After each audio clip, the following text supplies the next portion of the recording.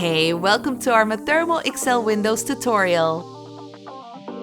Your home at the Lee Towers features Methermo XL windows. These vertical sliding windows are electrically powered. In this video, we show you how to open and close your windows safely. Let's take a closer look at the windows. The switch to open or close the window is on the right side of the window frame, above the infrared sensor. To open the window completely, press the switch down twice. Stay by the window and always keep an eye on it. If you want to open or close the window partially, press the switch in opposite direction to stop the window's movement.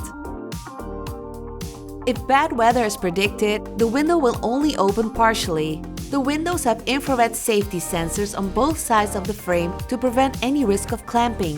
The sensors automatically stop the opening or closing of the window as soon as the infrared beam is disrupted. Make sure the motion area of the window is clear when you want to open or close the window. Don't place any objects on or around the frame to prevent a blockage. It's important to clean the infrared sensors regularly with a dry and clean cloth. If the window is functioning abnormally, stop the opening or closing immediately. Contact the Holland to Stay team when your window doesn't work. For now, enjoy the view!